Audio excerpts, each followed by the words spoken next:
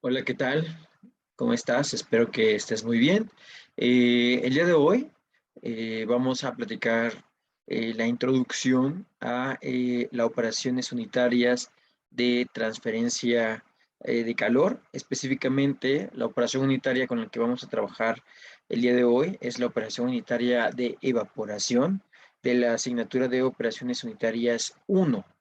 En esta videocápsula vamos a platicar de manera muy breve cuáles son los fundamentos de las operaciones unitarias de transferencia de calor o de la evaporación específicamente, y vamos a realizar un ejercicio que te va a ayudar y te va a brindar herramientas para poder recordar esos conceptos fundamentales que seguramente estudiaste en termodinámica o fisicoquímica, y que pues nos proporcionan herramientas para la obtención de valores, de propiedades de la materia específicamente a condiciones dadas de temperatura y presión. Pero bueno, vamos a comenzar primero introduciéndote cuál es el concepto o en qué consiste la operación unitaria de evaporación. Esta operación unitaria es un proceso de separación, generalmente en una mezcla o en una disolución sólido-líquido, en la que el sólido se encuentra disuelto en el líquido en una concentración específica, puede ser en la parte diluida o medianamente diluida. Al final, lo que nosotros buscamos en la evaporación, como su nombre lo dice, es evaporar el líquido de esta mezcla con el objetivo de concentrar la cantidad de soluto sólido en la mezcla. Ese es el objetivo final. Aumentar la concentración del sólido, pues debido a la evaporación del líquido.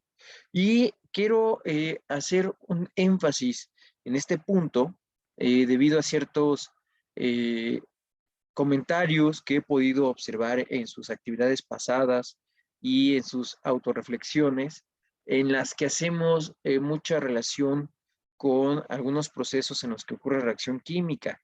Las operaciones unitarias se caracterizan principalmente porque en ellas, o en estos procesos, no participan o no hay involucradas reacciones químicas. Únicamente son procesos físicos de cambio del estado de agregación, de cambio de fase y, por supuesto, de métodos de separación de mezclas aplicadas ya de manera más avanzada y obviamente pues desde el punto de vista de la ingeniería. Entonces sí debe quedar sumamente claro que en estas operaciones unitarias pues no existe reacción química. Ahora, lo que vamos a analizar en esta videocápsula es la evaporación o el proceso de evaporación únicamente en una etapa, es decir, considerando que únicamente tenemos un solo evaporador. ¿Por qué se considera que esta evaporación se da en etapas de equilibrio? Porque existe equilibrio líquido-vapor pues dentro de nuestra evaporación. El sólido como tal no participa en el proceso de separación de mezcla, porque lo que estamos haciendo aquí es únicamente evaporar líquido dentro de un evaporador.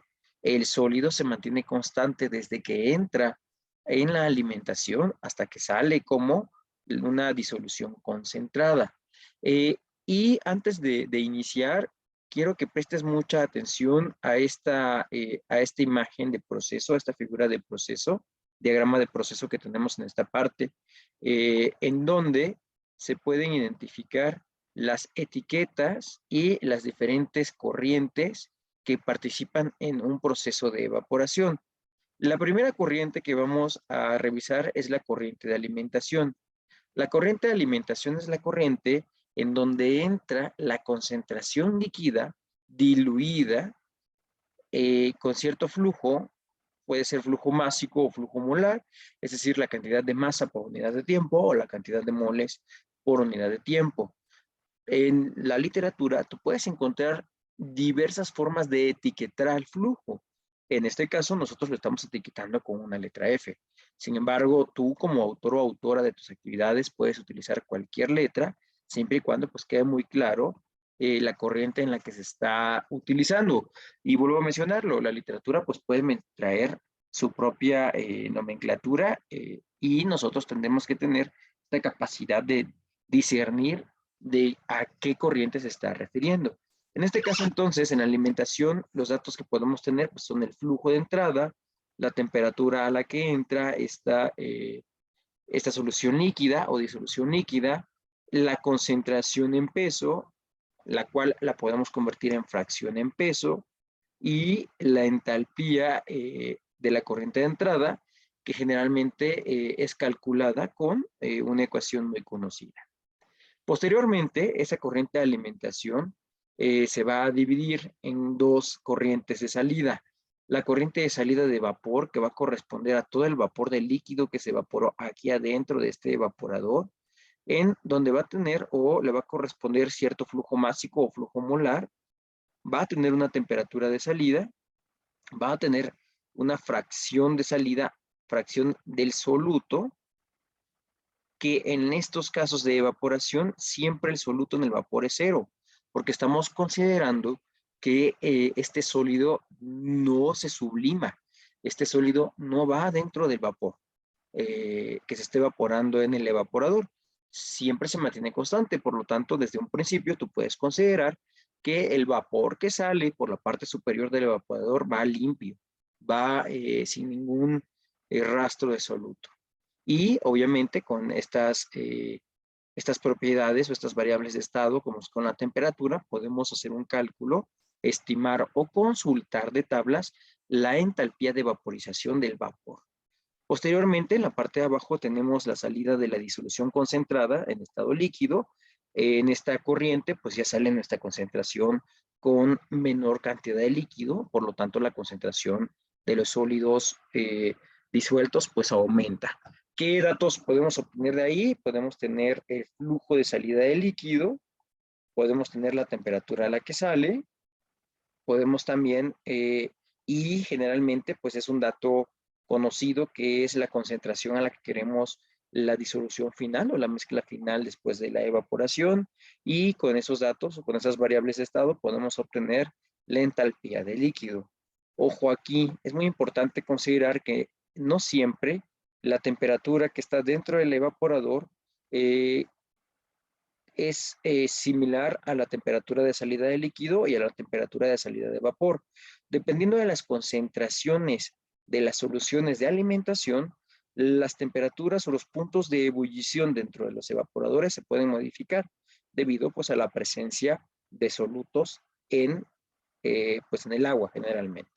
¿Sale? Entonces, justamente por eso, por esta elevación en el punto de o en la temperatura de ebullición, es probable que la temperatura del líquido que está aquí en la salida sea distinta a la temperatura que está dentro del evaporador y también sea distinta a la salida de vapor. No siempre sucede dependiendo de la concentración o en el régimen de concentración en la que se encuentre. Ahora, estas entradas de alimentación, de salida de vapor y de salida de la disolución concentrada son las que participan dentro del balance de materia y de balance de energía dentro del evaporador. En el balance de materia específicamente, las corrientes que nos interesan son las corrientes de alimentación, de salida y la de la disolución concentrada. La del vapor de calentamiento, que es el vapor con la que vamos a calentar la disolución concentrada y la vamos a evaporar, con la que le vamos a transmitir energía, es una corriente que permanece constante. ¿Por qué? Pues porque es una sola corriente de entrada y una sola corriente de salida, en este caso, y no participa dentro del proceso de separación. Ojo, brinda la energía necesaria para que tú tengas el calor suficiente para poder evaporar el líquido y concentrar tu solución. Sin embargo, esa cantidad de vapor no se mezcla y no sale por esta parte de arriba. Ese vapor sale como condensado por la parte de abajo de un evaporador, debido a que toda la energía de este vapor, que es energía de vaporización o este calor latente de vaporización, toda se transfiere a el líquido que está dentro del evaporador con el objetivo de evaporar ese líquido. Entonces, este vapor que está aquí contiene la energía que le ha transferido el vapor de calentamiento. Y obviamente este vapor de calentamiento, al transferir energía a la solución que está dentro del evaporador, pues su temperatura disminuye de tal forma que llega al punto de condensación. y sale en forma de líquido. ¿Qué nos interesa de esta corriente de vapor de calentamiento y de condensado de calentamiento? Lo que nos interesa aquí es la cantidad de energía que puede transmitir, es decir, las entalpías. Esa entalpía es la entalpía de vaporización. Por lo tanto, la corriente de vapor de calentamiento, esta corriente que tenemos aquí, se puede especificar ya sea con su temperatura de saturación, si es un vapor saturado, con su presión de saturación, si es un vapor saturado, o con su presión de saturación, si es un vapor sobrecalentado, ¿vale? En esos casos, pues, teniendo presión o teniendo temperatura, nosotros podemos obtener o estimar o eh, encontrar en tablas de propiedades los valores de las entalpías, ya sea de vaporización o, pues la entalpía de vapor sobrecalentado. Y bueno, vamos a continuar entonces con la primera ecuación que debemos de considerar cuando estamos en un proceso de evaporación. La ecuación básica en este proceso nos ayuda a determinar la capacidad que tiene un evaporador en un efecto simple. Esta capacidad la podemos obtener con la ecuación número 1, que es una ecuación bastante conocida si ya llevaste fenómenos de transporte en transferencia de calor. Esta ecuación de calor eh, se obtiene multiplicando el coeficiente global de transferencia de calor por el área específica de transferencia en el evaporador por el cambio de la temperatura. El coeficiente de transferencia o el coeficiente global de transferencia de calor surge de la combinación de los procesos de conducción dentro del evaporador.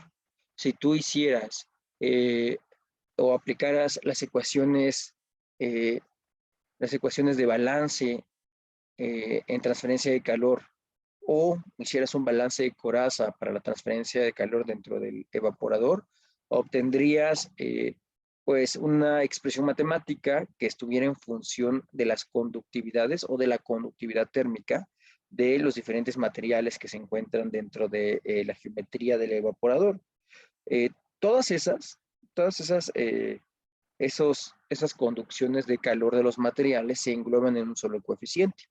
Y ese es este coeficiente representado con la letra U, que es justamente el coeficiente global de transferencia de calor. Este coeficiente global de transferencia de calor lo puedes encontrar en dos diferentes combinaciones de unidades, dependiendo del sistema de unidades que estés utilizando.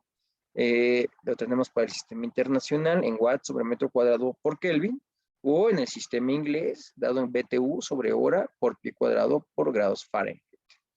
La A representa el área de transferencia del calor.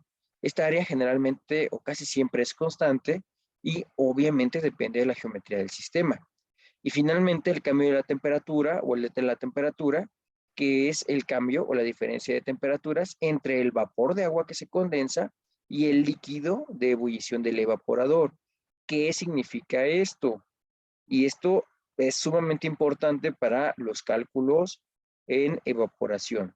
Ese delta T se obtiene considerando la temperatura que está aquí adentro del evaporador, que es la temperatura de ebullición, ¿sale?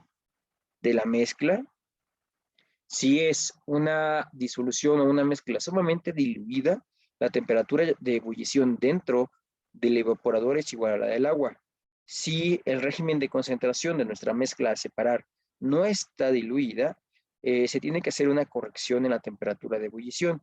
En la videoconferencia que se tendrá posteriormente, estaremos hablando de cuáles son los métodos que existen para poder estimar esta temperatura dentro o esa corrección que se le tiene que hacer a la temperatura de ebullición del agua cuando ésta se encuentra mezclada con pues otro tipo de sustancias o de compuestos.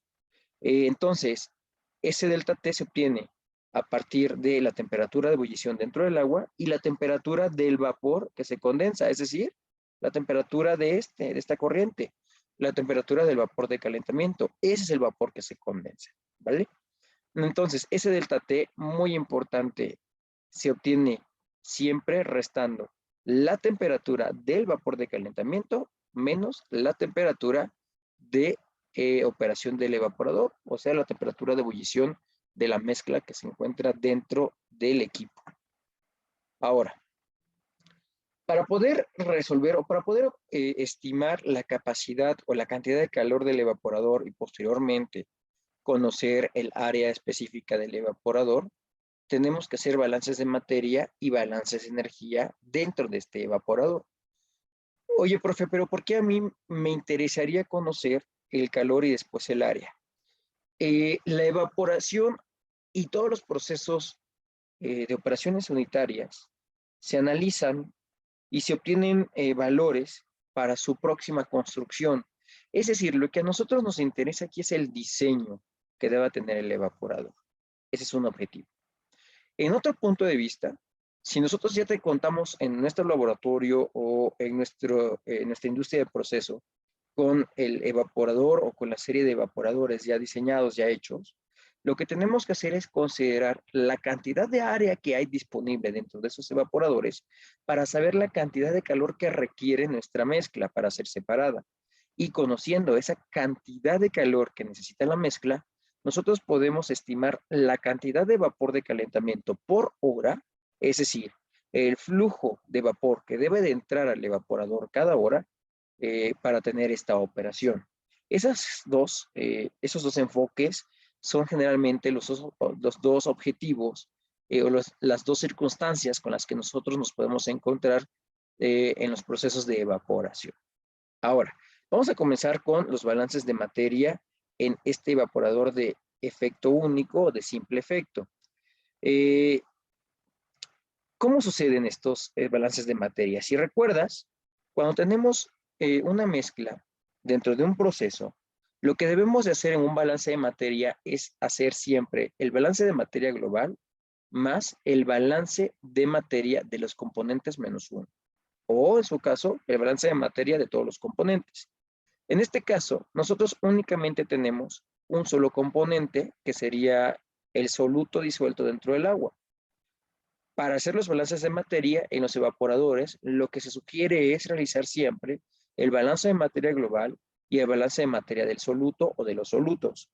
En este caso, siguiendo esa lógica, el balance de materia global de nuestro evaporador quedaría la corriente de entrada, que sería el flujo F, que es igual a la cantidad de vapor que se evapora por la parte superior del evaporador, más la cantidad de líquido concentrado que sale por la parte inferior del evaporador. Ese es el balance de materia global. Acuérdate que estamos aplicando la ley de conservación de la masa o de la materia. En procesos, esa ley de conservación nos especifica que todas las corrientes de salida, toda la materia en las corrientes de salida debe ser igual a toda la materia en las corrientes de entrada. Oye, profe, pero aquí yo, además de la corriente de alimentación, veo que también una corriente de entrada es la corriente del vapor de calentamiento. Pero te lo vuelvo a comentar. El vapor de calentamiento solo tiene una función de entrar, calentar, transferir su energía y salir de manera líquida, condensada. Es decir, no participa en el proceso de separación, sino más que como la fuerza motriz, esa fuerza energética.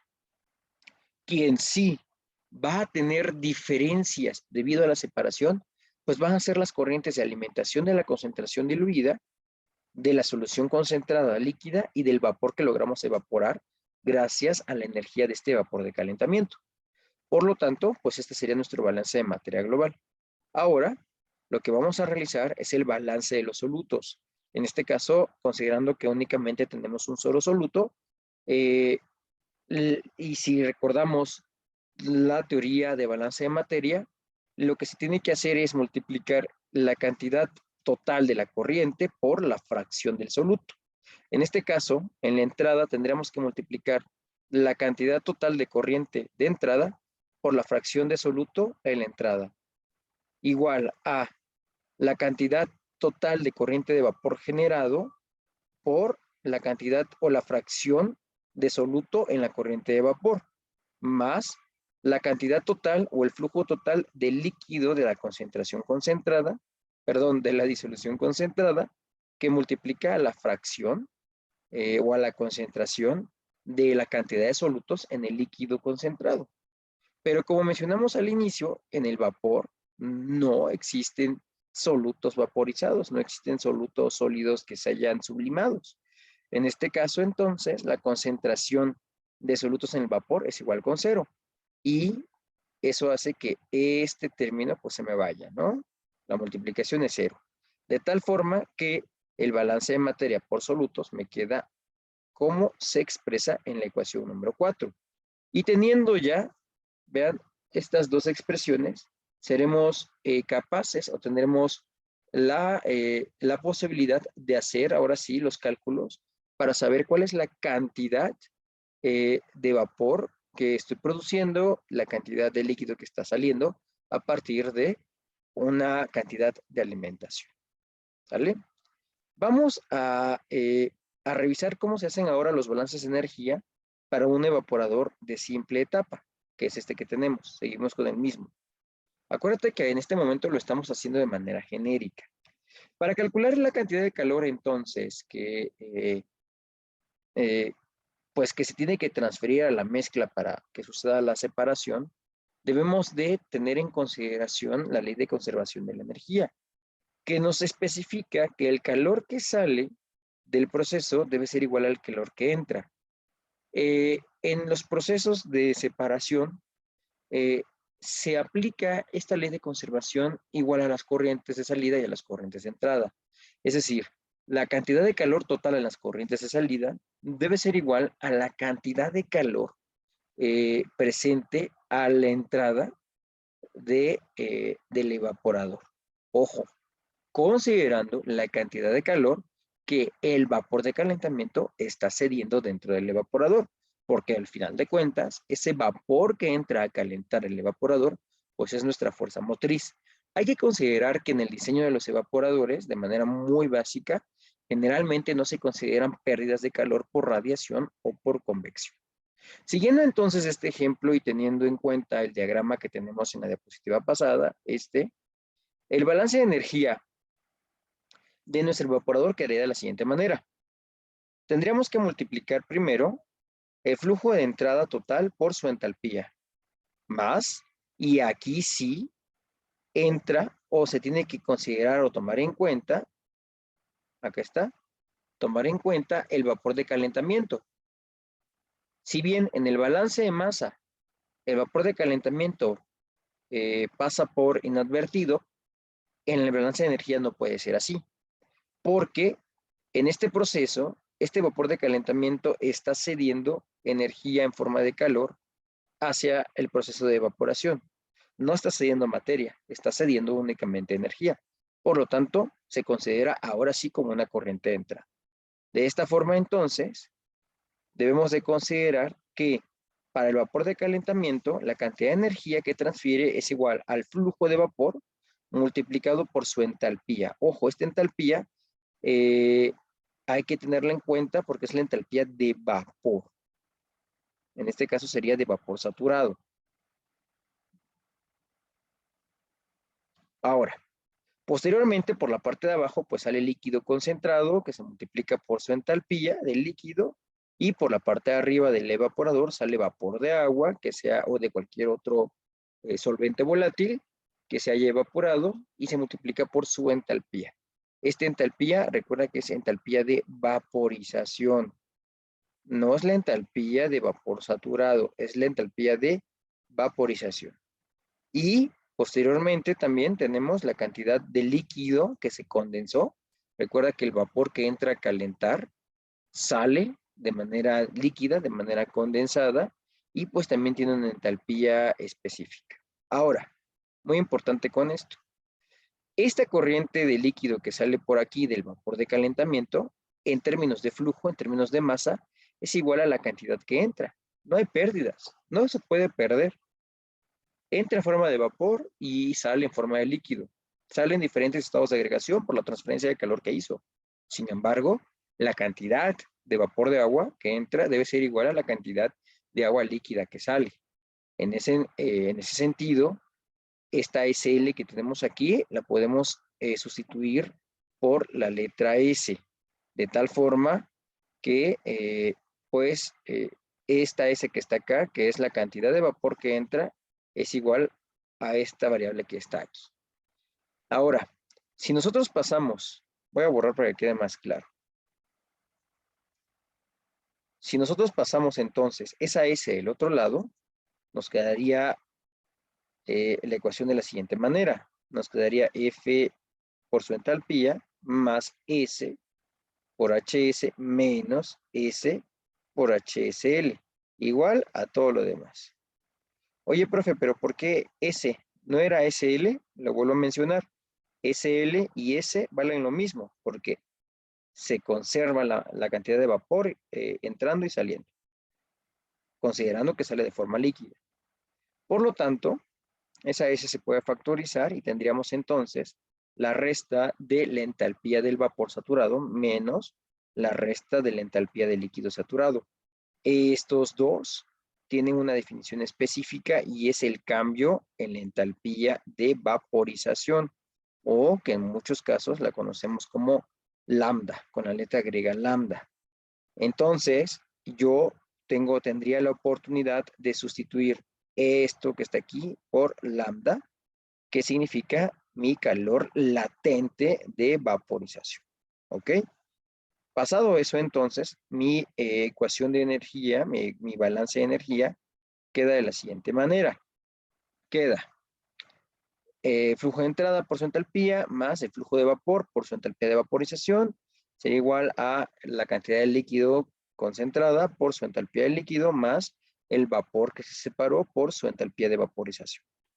Sin embargo, acuérdense que es bien importante considerar que la cantidad de vapor que entra para calentar en el evaporador multiplicada por la entalpía de vaporización o el calor latente de vaporización nos da como resultado el calor total o la capacidad de nuestro evaporador. De tal forma que yo este término lo puedo sustituir con una Q y tendría yo entonces en el balance de energía la capacidad de poder obtener la cantidad de calor que requiere nuestro evaporador para hacer la separación en la que estamos interesados o interesadas, ¿sale? Y de esa manera, con el balance de energía, hacer un cálculo de la cantidad de calor. Ahora, teniendo ya el valor de la cantidad de calor, pues de la ecuación, de la primera ecuación que vimos, de la ecuación número 1, que es la ecuación fundamental en la transferencia de calor en evaporadores, despejando área, nosotros podemos obtener el valor del área necesaria para transferir ese calor específico. Específicamente, o un calor dado para un coeficiente global de transferencia de calor específico al material con el que está construido o con el que se va a construir nuestro evaporador, y el delta de temperatura que ya platicamos al inicio de esta videocápsula. ¿Vale? Entonces, vean. Ahora, ¿para qué hicimos primero el balance de materia? Porque el balance de materia nos va a ayudar a hacer los cálculos de las corrientes. Corriente de entrada, la corriente de vapor, ¿no? Sería solamente la corriente de entrada, la corriente de líquido que sale debajo del evaporador y la corriente de evaporador que sale por arriba del evaporador. Conociendo esas, nosotros podemos aplicar la ecuación de balance de energía y pues hacer los cálculos posteriores. Bueno, lo que vimos hace rato es justamente la parte esquemática y la parte generalizada del funcionamiento de un solo evaporador o de un proceso de evaporación de simple efecto o de efecto simple. Y lo que vamos a hacer a continuación es ya aplicarlo a un ejemplo práctico. Este ejemplo dice lo siguiente. Un evaporador continuo de efecto simple concentra 9.072 kilogramos por hora de una solución de sal al 1% en peso que entra a 37.8 grados centígrados. Lo que necesitamos hacer es llevar a esta solución a una concentración de 1.5% en peso. El vapor del evaporador está a 101.325 kilopascales, o sea, a una atmósfera de presión, y el vapor de agua que se introduce está saturado a 143.3 kilopascales. El coeficiente global de transferencia de calor equivale a 1.704 watts sobre metro cuadrado por Kelvin. ¿Qué nos piden calcular? Nos piden estimar las cantidades de vapor y de producto líquido, así como el área de transferencia de calor que se requiere.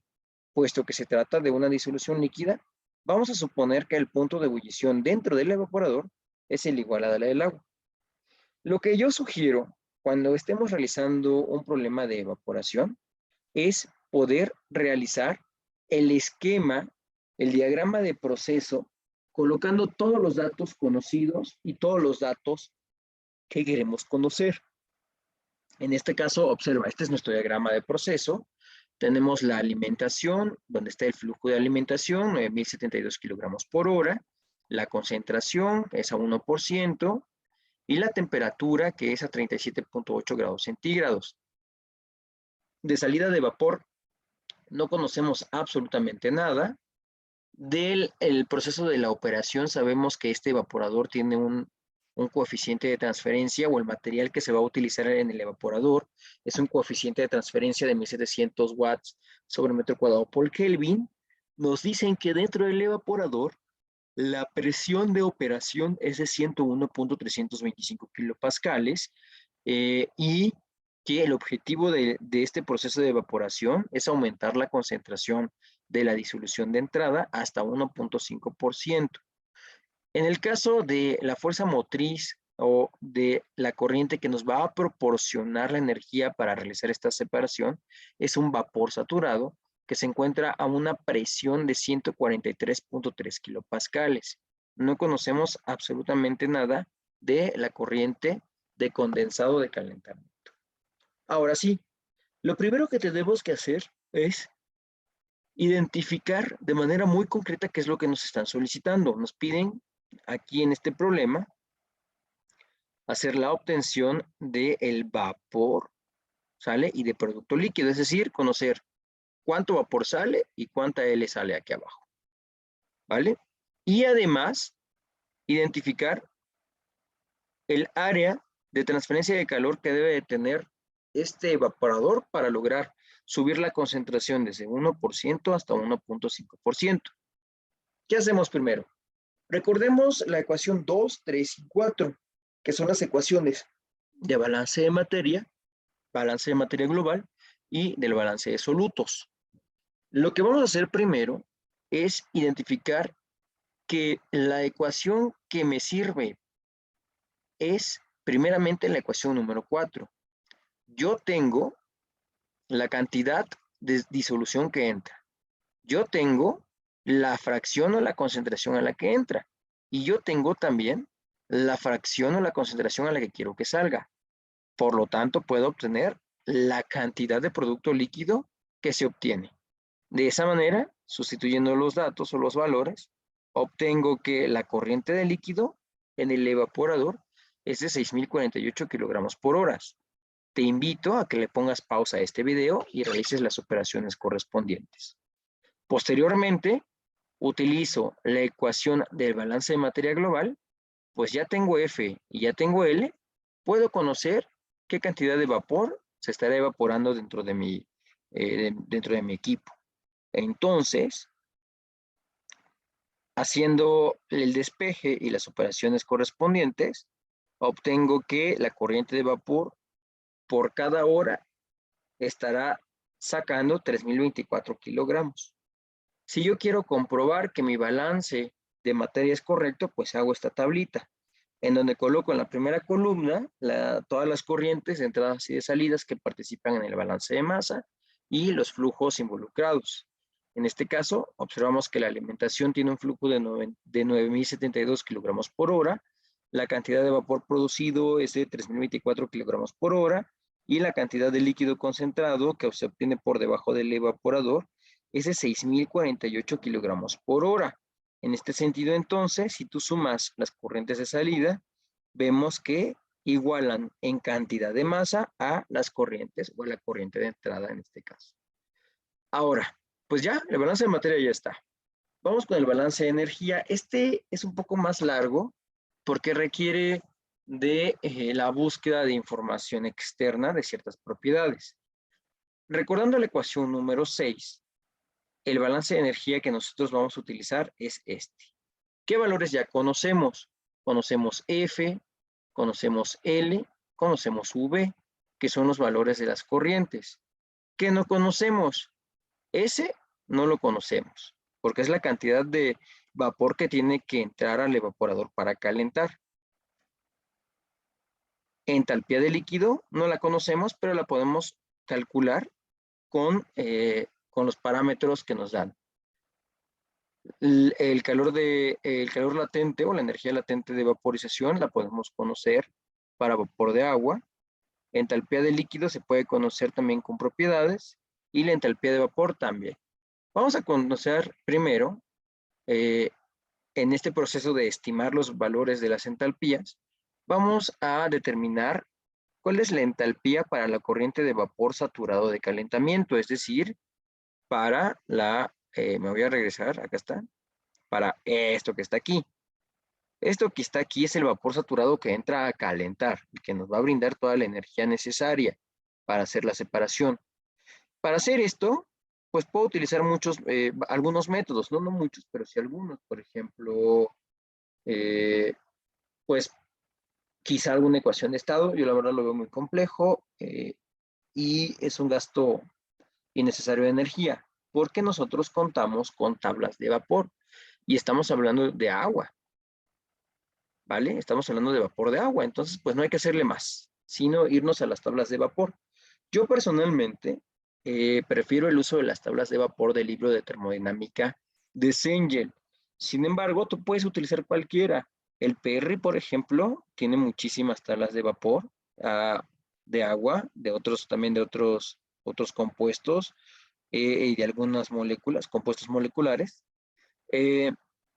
a diferentes presiones y a diferentes temperaturas. Cengel también tiene el libro de termodinámica de Smith Van Ness, también tiene tablas de vapor. Estos libros que están en tu material de apoyo y se usan para procesos de separación, pues también tienen sus compendios de tablas de vapor, pero son muy pequeños. Entonces yo sí recomiendo Cengel, recomiendo Smith, que son libros de termo, recomiendo el Perry también, el manual del ingeniero, porque pues encuentras vasta cantidad de datos. Y entonces nosotros entramos a leer tablas de vapor de agua saturada, eso es bien importante, ¿sale? No de agua comprimida, no de vapor sobrecalentado, sino de agua saturada. ¿Y por qué es de agua saturada? Porque sabemos, por los datos que nos están dando en este problema de diseño, que el vapor que entra es el vapor de agua saturado. Entonces, entramos a tablas y nos vamos a la tabla que tenga en la primera columna valores de presión en kilopascales. Si no tienes tablas en kilopascales, pues usa la tabla que tengas y convierte las unidades a las unidades que sean necesarias para la consulta de estos datos. En este caso, nosotros no tenemos un valor de 143.3 dentro de las tablas. ¿Qué significa? Que tenemos que hacer un proceso de interpolación lineal. Yo puedo hacer la interpolación utilizando la ecuación, que ya es muy conocida. Yo puedo hacer un programita utilizando C++, utilizando Fortran, utilizando una macro de Excel, ¿sale? Entonces, puedes utilizar pues cualquier herramienta para hacer la interpolación. Sin embargo, en este código QR que aparece aquí en esta diapositiva, tú puedes escanearlo y te va a mandar a una calculadora digital. Lo único que tenemos que hacer es introducir los datos y hay que saber cómo introducirlos. Hay que saber cómo etiquetarlos para una interpolación independientemente de la herramienta que utilicemos. ¿Cuáles son los datos que nos interesan? Nos interesa está aquí y nos interesa la entalpía, ¿vale? Que está acá, considerando las unidades de kilojoule sobre kilogramos. Y específicamente nos interesa la entalpía de vaporización o el calor latente de vaporización. No la entalpía de líquido saturado, no la entalpía de vapor saturado, no. Nos interesa la entalpía de vaporización porque esa es la energía que se está transfiriendo. Por lo tanto, nos interesaría 2240.6. Y entonces esto se queda como tu X1 este de aquí es tu Y1. Posteriormente tendrías que anotar la X que quieres conocer, que sería 143.3. En la parte de abajo, ese sería tu X y el resultado sería tu Y. En la parte de abajo va la X2, que en este caso serían los 150, y después va la Y2, que son los 2226.0. Le das calcular y te arroja directamente el valor de la Y, o sea, el valor de la entalpía de vaporización del vapor de calentamiento, que en este caso la obtuvimos de 2229.9. ¿En qué unidades? En las que están reportadas en tu tabla de propiedades, en tu tabla de vapor, que son kilojoule sobre kilogramo. Bien, ya tenemos el primero. ¿Qué valor ya tenemos? Ya tenemos este. ¿Sale? Vamos a ver qué más podemos calcular. Vamos a calcular la entalpía de vaporización de la corriente de salida. ¿Vale? Hacemos lo mismo. Utilizamos tablas de vapor. Pero, ¿a qué condiciones? Acuérdate que cuando estábamos viendo aquí el diagrama, dijimos que dentro de nuestro evaporador, la presión de operación es de 101.325 kilopascales, es decir, aproximadamente una atmósfera de presión. Si nosotros consideramos a la mezcla dentro del evaporador como agua, porque como vemos está al 1% de concentración, o sea, prácticamente en el límite de la superdilución, o sea, está diluido. La temperatura pues no va a tener ningún efecto por el hecho de tener sólidos dentro de la mezcla. En ese caso, entonces, la temperatura dentro de este evaporador corresponde a la temperatura de ebullición a una presión de una atmósfera de presión, o sea, a 100 grados centígrados. Y ojo, la temperatura que está aquí, en este caso, equivale a la temperatura de salida del vapor, porque aquí adentro hay un equilibrio líquido-vapor. Y si sabemos, si lo recordamos, la salida de vapor sería aquí como vapor saturado, no como vapor sobrecalentado. Sale como vapor saturado de un equilibrio que está dentro a la temperatura de 100 grados centígrados. Eso nos da pie a entrar a las tablas de vapor a una temperatura de 100 grados centígrados, ¿vale? Y conocer la entalpía de vaporización, que en este caso es de 2257.5 kilojoules sobre kilogramo. Ya tenemos entonces esta que está acá. Nos falta líquido, entalpía de líquido. ¿Qué pasa con la entalpía de líquido? Si tú recuerdas, las entalpías no son valores puntuales. Nosotros aquí decimos entalpías, pero lo que estamos calculando realmente es un cambio en la entalpía de líquido. Dentro del evaporador, acuérdate, el líquido acá tiene una entalpía y esa entalpía es la entalpía del líquido a esa temperatura de 100 grados centígrados o esa presión. Pero la entalpía del líquido que sale por aquí es la entalpía a las mismas condiciones. Es decir, el cambio de entalpía del líquido nada más, ojo, del líquido.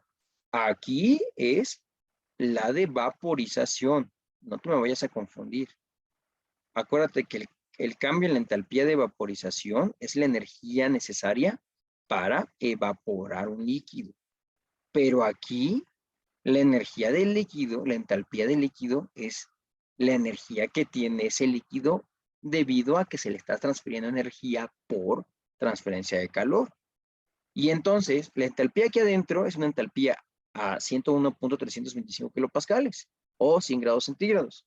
Y la entalpía aquí afuera es a 101.325 kilopascales o a 100 grados centígrados. Es decir, si tú calculas el cambio de entalpía dentro de acá, del evaporador, respecto a la salida, pues es la entalpía que vale lo mismo aquí, menos la entalpía que vale lo mismo aquí. Por lo tanto, la entalpía del líquido o el cambio de entalpía del líquido obviamente es cero, ¿vale? Porque no está viendo un cambio en la entalpía del líquido. Es decir, esa entalpía es nuestro punto de referencia para todos los cálculos posteriores. Ahora bien, pues ya está. ¿Qué nos falta? Vamos a ver. Voy a volver a borrar aquí lo que nos falta. ya está, entalpía del líquido es 0 y nos faltaría la entalpía de la mezcla de alimentación de entrada. ¿Cómo lo vamos a hacer? Pues lo vamos a calcular con la ecuación que nos dice que el cambio de entalpía lo puedes calcular multiplicando la masa o el número de moles por el Cp por el cambio de temperatura. Pero aquí lo que hacemos es pasar la masa de este lado al inicio, de tal forma que esta entalpía minúscula F es una entalpía específica.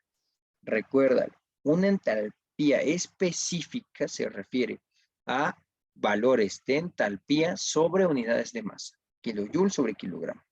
Por lo tanto, la ecuación nos queda simplemente como la multiplicación del calor específico a presión constante de la mezcla dentro de de entrada, perdón, aquí es la mezcla de entrada, por el cambio de la temperatura que sucede en la evaporación. Entonces, primero, el Cp de quién va a ser, el Cp de la mezcla o el Cp del agua. Pues vuelvo a retomar la consideración que se está realizando de que como estamos en el punto de máxima dilución, está súper diluido esta mezcla, el Cp se puede pues consultar o se puede considerar un calor específico a presión constante del agua, ¿vale? Pues porque está muy diluida esta mezcla. Y fíjate, te pongo esto aquí para que te des cuenta que la obtención de estos datos es muy simple. No necesitas irte a un PRI, no necesitas irte a ninguna fuente de información súper intensa, porque Google pues nos da mucha información. Si tú pones calor específico del agua en las unidades que necesitas, te las da. Digo, es muy cercano, aquí nos las da en joules sobre gramos, pero pues haciendo una conversión, tenemos aquí este valor, ¿vale? A 25 grados centígrados es 4.1813. Equivale a lo mismo en kilojoules sobre kilogramo, ¿vale? Ese es el Cp. Ahora, muy importante, cambio en la temperatura. ¿Cómo sucede ese delta T o ese cambio en la temperatura? Mucho ojo con esto. ¿A qué temperatura está trabajando aquí nuestro evaporador? ¿A 100 grados centígrados o 273 perdón, aquí es 373.15 Kelvin. Oye, profe, pero ¿en dónde dice que a 100 grados centígrados? Lo vuelvo a mencionar. Nos dice que la presión de operación de este evaporador es 101.325 kilopascales. Una atmósfera de presión, su temperatura a esa presión es de 100 grados centígrados, ¿va? La temperatura de saturación del agua. La entrada de la corriente es a 37.8 grados centígrados. Si tú haces la conversión de 37.8 a Kelvin, nos da un valor de 310.95, ¿vale? Entonces, el cambio de temperatura, en este caso, es el cambio de entrada menos el cambio de salida. Ojo con eso, ¿eh? Ese es el cambio de temperatura. Yo sé que los deltas siempre están establecidos como la temperatura final menos la temperatura inicial. Pero aquí es bien importante observar cuál es el cambio que se realiza en la transferencia de calor, ¿vale? Acuérdate que tú no estás cediendo calor, te están cediendo calor, ¿ok? Aguas con esos signos en las cuestiones de energía y de calor. Por lo tanto, entonces, el delta T queda 310.95 menos 373.15 Kelvin, ¿sale?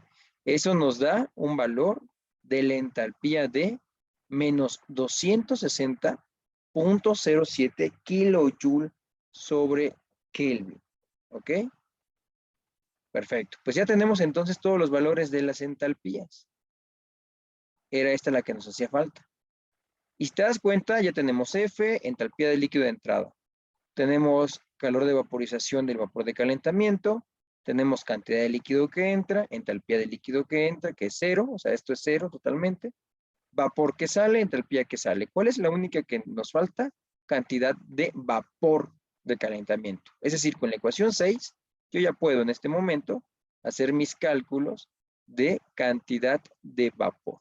Entonces, si hacemos la sustitución de los datos, nos da el resultado de que la cantidad de vapor que debe de entrar a nuestro evaporador para realizar esta separación, pero sobre todo para alcanzar la concentración a la salida, que es nuestro objetivo fundamental, nosotros requerimos integrar 4.119.48 kilogramos de vapor por cada hora.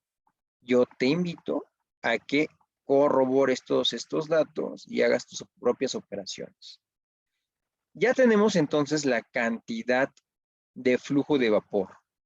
Nosotros sabemos de la ecuación pasada que flujo de vapor por la entalpía de vaporización es igual a calor. ¿Ok? Entonces, haciendo esas operaciones, 4.119.48 kilogramos sobre hora, que es el flujo de calor, el flujo, perdón, de vapor que entra a calentar y que multiplica al calor de vaporización, nos da este valor enorme de kilojoule sobre hora. Lo vamos a transformar a watts porque nos conviene, debido a que el coeficiente global de transferencia de calor lo tenemos en watts. Y de la ecuación de Q es igual a U por área por el delta T, despejamos área, de tal forma que nos queda esta expresión. Sustituyendo datos, obtenemos que el área es igual a 151.43 metros cuadrados. Ojo, aquí voy a hacer un paréntesis con el delta T. El delta T aquí, ¿sale? Tiene que ser el cambio de la temperatura de entrada o la temperatura del vapor que entra a calentar menos la temperatura de operación. ¿Cuál es la temperatura de operación? 100 grados centígrados, 273.15 Kelvin. ¿Vale? ¿Cuál es la temperatura de entrada del vapor? No la conocemos, pero sabemos, en el diagrama lo tenemos, que este vapor saturado entra a una presión de 143.3 kilopascales.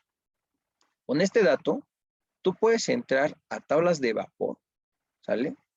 Puedes entrar a tablas de vapor, haces tu interpolación en la calculadora y obtenemos que la temperatura, ¿vale? De saturación a 143.3 kilopascales es de 109.9 grados centígrados. Convierte 109.9 a Kelvin y nos da un resultado de 383 punto y tantos aproximadamente. ¿Va? Aquí está en literatura esta aseveración que debes tener siempre en cuenta para los deltas T, para los cambios de temperatura. En el caso del cálculo del calor, el delta T siempre va a ser la diferencia de temperaturas entre el vapor de agua que se condensa y el líquido que se evapora. Es decir,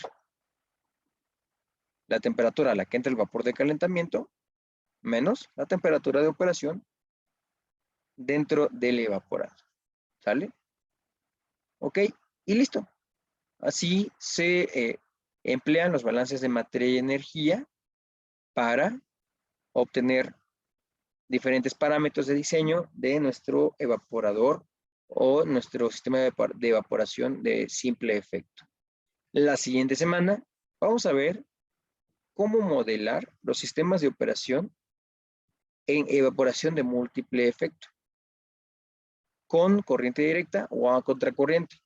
Esto se pone muy interesante porque suelen ser más complejos y se tienen que utilizar métodos numéricos para su solución. Pero eso lo veremos en la siguiente semana. Cuídense mucho, espero este contenido te ayude a cumplir con tu actividad de manera exitosa. Nos vemos.